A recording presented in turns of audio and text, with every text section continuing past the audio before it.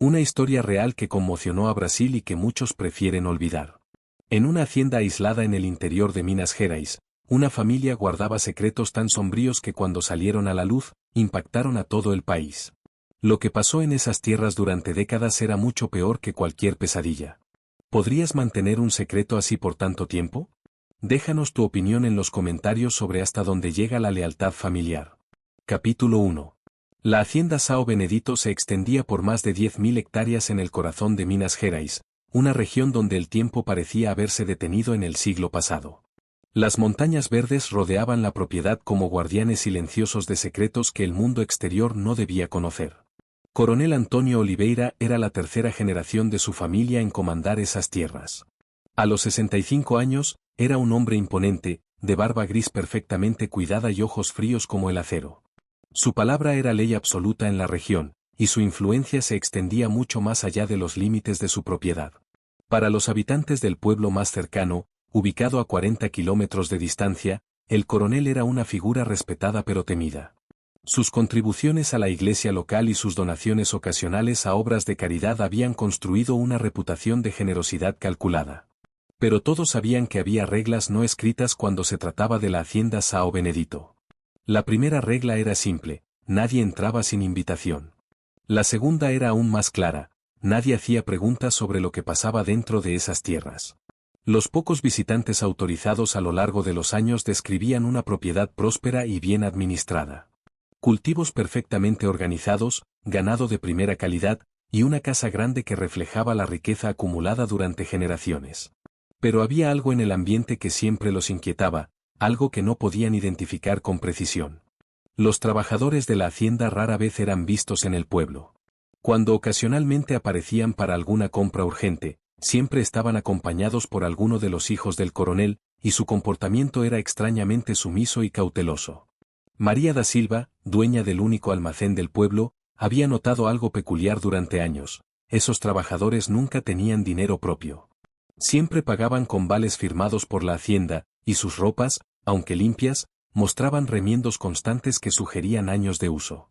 Pero en aquella región, donde el poder económico determinaba las reglas sociales, nadie se atrevía a cuestionar los métodos del coronel Antônio Oliveira. Su éxito era evidente, su influencia política era real, y su capacidad para premiar o castigar era legendaria. Lo que nadie imaginaba era que detrás de esa fachada de prosperidad y respetabilidad se escondía uno de los crímenes más sistemáticos y prolongados de la historia moderna de Brasil. Capítulo 2. El año 2010 trajo una de las peores sequías en décadas a la región de Minas Gerais. El gobierno federal, presionado por organizaciones internacionales de derechos humanos, había intensificado sus esfuerzos para identificar y erradicar casos de trabajo esclavo en zonas rurales aisladas. María Santos, asistente social de 38 años con 15 años de experiencia en casos difíciles, recibió la misión de realizar una inspección de rutina en las haciendas más grandes de la región. Su lista incluía la hacienda São Benedito, que hasta entonces había evitado cualquier tipo de supervisión gubernamental gracias a la influencia política del coronel. La mañana del 15 de marzo, María llegó a la propiedad acompañada por 2 inspectores del Ministerio del Trabajo. El coronel Antonio los recibió con cortesía fría pero cooperativa, claramente molesto por la visita pero lo suficientemente inteligente para no mostrarse hostil.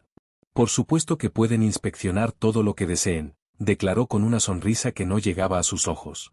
No tenemos nada que ocultar en São Benedito. Nuestros trabajadores son tratados como familia. El recorrido inicial fue impecable. Los inspectores fueron guiados a través de campos bien cuidados, instalaciones aparentemente modernas, y viviendas que, aunque básicas, parecían adecuadas. Los trabajadores que encontraron en el camino respondían a las preguntas con respuestas ensayadas y miradas nerviosas hacia sus supervisores. Pero María tenía la experiencia suficiente para reconocer las señales. La rigidez en los movimientos de los trabajadores, la forma en que evitaban el contacto visual directo, el miedo apenas disimulado en sus voces. Había visto esos mismos síntomas en docenas de casos anteriores. Durante el almuerzo, mientras el coronel entretenía a los inspectores masculinos con historias sobre la historia de la hacienda, María pidió permiso para usar el baño. En lugar de dirigirse a la casa principal, se alejó discretamente hacia una zona de barracones que habían evitado durante el recorrido oficial. Lo que encontró allí cambiaría todo. Las construcciones eran muy diferentes a las que les habían mostrado. Paredes de adobe agrietadas, techos de zinc oxidado, y una pestilencia que indicaba condiciones sanitarias deplorables. Pero lo más impactante fueron las personas que vio, decenas de trabajadores, incluyendo niños, viviendo en espacios diseñados para ganado. Una mujer joven, que no podía tener más de 20 años pero cuyo rostro mostraba el desgaste de una vida muy dura, se acercó tímidamente a María. «Señora», susurró en voz tan baja que apenas era audible, «por favor, ayúdenos. Llevamos años pidiendo ayuda, pero nadie nos escucha». En ese momento, María supo que había encontrado algo mucho más grave de lo que había imaginado. «¿Qué opinas sobre lo que has visto hasta ahora? ¿Crees que el gobierno debería ser más estricto en las inspecciones rurales? Déjanos tu opinión en los comentarios». Capítulo 3. Lo que María Santos descubrió en los días siguientes superó sus peores expectativas sobre casos de trabajo esclavo. La hacienda São Benedito no era simplemente un lugar donde se explotaba laboralmente a los trabajadores, era un sistema completo de cautiverio humano que había operado durante más de 4 décadas. Con la ayuda de contactos en el Ministerio Público Federal, María logró regresar a la hacienda con una orden judicial que permitía una inspección exhaustiva sin limitaciones. Lo que encontraron fue un universo paralelo de sufrimiento sistemático. En los barracones ocultos vivían 243 personas, incluyendo 72 niños. Muchos de ellos habían nacido en la propiedad y jamás habían salido de sus límites. No tenían documentos de identidad, no sabían leer ni escribir, y creían que el mundo exterior era un lugar peligroso del cual el coronel los protegía. Las condiciones de vida eran inhumanas. Familias enteras compartían espacios de 2 por 3 metros, sin acceso a agua potable regular, sin instalaciones sanitarias adecuadas, y alimentándose con sobras de la cocina de la casa principal mezcladas con productos vencidos o dañados. Pero lo más devastador era el sistema de control psicológico que el coronel había perfeccionado durante décadas. Los trabajadores creían que le debían dinero por la alimentación y vivienda que recibían. Cualquier intento de cuestionar las condiciones resultaba en castigos que iban desde la privación de alimentos hasta golpizas públicas que servían como ejemplo para otros. José da Silva, un hombre de 50 años que había llegado a la hacienda cuando tenía 15 años buscando trabajo, le contó a María una historia que representaba la experiencia de muchos otros. «Llegué aquí prometiendo que trabajaría un año para pagar el transporte y la comida del primer mes. Eso fue hace 35 años. Cada mes, el patrón me decía que todavía debía más dinero. Cuando nació mi primer hijo, me dijo que ahora tenía que pagar también por la comida del niño. Cuando quise irme, me explicó que si salía de aquí sin pagar mis deudas, la policía me arrestaría». Los niños nacidos en la hacienda recibían nombres elegidos por el coronel y crecían creyendo que él era una figura paterna benevolente. Trabajaban desde los 6 años en tareas apropiadas para su edad, y las niñas estaban destinadas a servir en la casa principal cuando llegaran a la adolescencia. María descubrió también un sistema de préstamos de trabajadores con otras haciendas de la región, donde personas eran intercambiadas como mercancía según las necesidades estacionales de cada propiedad. El aspecto más perturbador era la naturalización de la situación. Muchos de los trabajadores más antiguos defendían al coronel, argumentando que sin él no tendrían dónde vivir ni qué comer. Habían sido condicionados durante décadas para creer que su cautiverio era en realidad protección y generosidad. La documentación que María logró reunir incluía registros detallados que el propio coronel mantenía sobre su gente, con anotaciones sobre comportamiento, productividad y castigos aplicados. Era la evidencia de un sistema de esclavitud moderna operando a plena vista de una sociedad que había elegido no ver. «Gracias por permanecer con nosotros hasta aquí. Te agradecemos enormemente tu atención, y te aseguramos que lo mejor de esta historia aún está por venir». Capítulo 4. La investigación de María Santos reveló que la hacienda São Benedito no era un caso aislado, sino parte de una red mucho más amplia de complicidad y corrupción que se extendía por todo el estado y llegaba hasta instancias federales. Durante las siguientes semanas, trabajando en coordinación con el Ministerio Público Federal y organizaciones de derechos humanos, María logró reconstruir cómo el sistema había funcionado durante décadas sin ser detectado. El coronel Antonio había construido una red de protección que incluía políticos locales, jueces, policías y empresarios de la región. Sus contribuciones financieras a campañas políticas y obras sociales habían comprado silencio y complicidad. Cuando ocasionalmente surgían denuncias, eran rápidamente archivadas o los denunciantes eran intimidados hasta retirar sus acusaciones. Pero el aspecto más impactante fue descubrir que grandes empresas nacionales e internacionales habían sido compradoras regulares de los productos de la hacienda durante años. Carne, soja, algodón y otros productos agrícolas producidos con trabajo esclavo habían llegado a supermercados, restaurantes y fábricas de todo Brasil y varios países extranjeros. Los contratos comerciales mostraban que estas empresas pagaban precios significativamente por debajo del mercado, lo que debería haber sido una señal de alarma sobre las condiciones de producción. Sin embargo, la rentabilidad había prevalecido sobre cualquier consideración ética. María también descubrió que el sistema de São Benedito había sido perfeccionado durante generaciones. El abuelo del coronel había comenzado la práctica en los años 1940, utilizando métodos similares pero menos sofisticados. Su padre había modernizado las técnicas de control psicológico y había expandido la red de protección política. El coronel Antonio había llevado el sistema a un nivel de eficiencia terrorífica. Había estudiado casos similares en otros países, había consultado con psicólogos sobre técnicas de manipulación mental, y había implementado métodos de control que hacían que las víctimas se convirtieran en cómplices involuntarios de su propia esclavitud. Los documentos encontrados en la casa principal incluían correspondencia con otros terratenientes donde intercambiaban consejos sobre manejo de trabajadores, métodos de castigo más efectivos, y formas de evitar inspecciones gubernamentales. Una carta particularmente perturbadora, dirigida a un hacendado de Bahía, decía: «Mi querido amigo, como me solicitas, te envío las técnicas que hemos perfeccionado para mantener contenta a nuestra gente. La clave está en hacerles creer que el mundo exterior es peligroso y que nosotros somos sus protectores. Un trabajador agradecido es un trabajador productivo».